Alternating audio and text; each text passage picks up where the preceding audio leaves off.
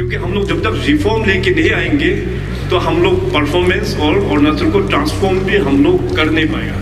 Government इतना try कर रहा है कि क्लींजिंग करने के लिए, करप्शन को हटाने के लिए नौकरी देने का, इवन मुख्यमंत्री का पास भी अभी पावर नहीं है।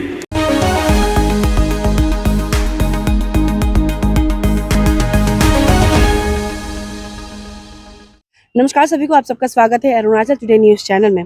आज हम चर्चा करने वाले हैं केस फॉर जॉब स्कैम को लेकर।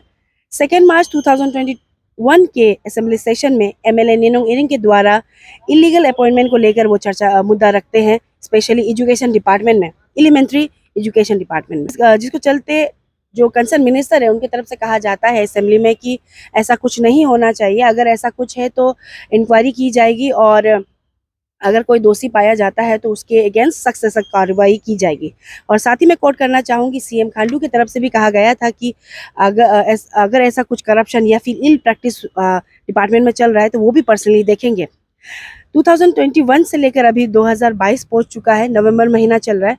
हमने उस बीच में कई बार कंसर्न अथॉरिटी से बात करने की थी, तो उनकी तरफ से सिंपली कहा गया था डिपार्टमेंटली इंक्वायरी चल रहा है। उस बीच में खबर आई थी कि जो फॉर्मर डायरेक्टर है एलिमेंट्री एजुकेशन का, उनका क्योंकि वो रिटायर हो चुके हैं तो उनका पेंशन रुकाया गया है। तो जब हमें कोई कंसर्न अथॉरिटी से जवाब या फिर प्रॉपर आंसर नहीं मिला, क्योंकि उनकी तरफ से बस सिंपली कहा जा रहा था कि डिपार्टमेंटल इंक्वायरी चल रही है, तो 9 नवंबर 2022 हमने जो एमएलए है निनोंग इरिंग जी, उनसे हमने सवाल रखा, क्योंकि हमने सोचा कि जो एमएलए है एटलीस्ट उन्हें तो प्रॉपर इन्फॉर्मेशन दिया गया होगा। हमने जब उनसे बात की तो उनकी तरफ से कहा गया था कि ऐसा कुछ अपडेट अभी तक नहीं मिला है उन्हें, और वो कह रहे थे कि उन्हें फुल फेथ है सीएम खांडू और साथ ही साथ जो कंसर्न मिनिस्टर है। जब हमने फिर सोचा कि क्यों ना जो डिपार्टमेंटल इंक्वायरी कर रहे हैं उनसे हम पता लगाए, क्योंकि 1 साल से ज़्यादा हो चुका है, 2 साल होने को है, मार्च को 2 साल हो जाएगा। तो हमें जब पता लगा तो जो सेक्रेटरी होम है वो ऑफिस, ऐसा इंचार्ज ऑफिसर वो डिपार्टमेंटल इंक्वायरी देख रहे हैं। आज हम मिले उनसे, तो उनकी तरफ से जो हमें डिटेल किया गया है हम आप सबसे शेयर करना चाहेंगे। और मैं बताना चाहूँगी, ऑन कैमरा तो उन्होंने हमें नहीं बताया, लेकिन जो भी हमने सवाल रखा उन्होंने ऑफ दी कैमरा हमें बताया। सबसे फर्स्ट सवाल हमने रखा था कि डिपार्टमेंटल इंक्वायरी उनके तरफ से लीड किया जा रहा है, तो ऑलमोस्ट 2 इयर्स होने को आया, क्या अपडेट है।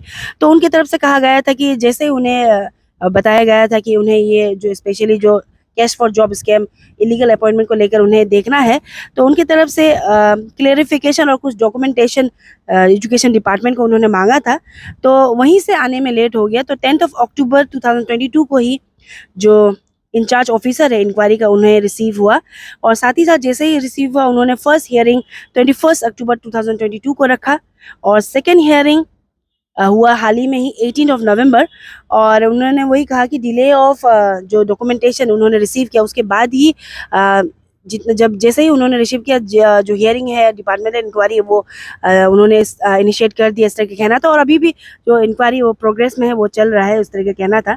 और हमने पूछा कि एज ऑफ नाउ स्टेटस क्या है अब वो जो केस का जो लेकर, तो उनकी तरफ से कहा गया था डिपार्टमेंटल इंक्वायरी है तो थोड़ा लंबा चलता है, लेकिन आने वाले महीने यानी कि दिसंबर 14 को 3rd हियरिंग होने वाला है, इस तरीके उनकी तरफ से कहा गया था।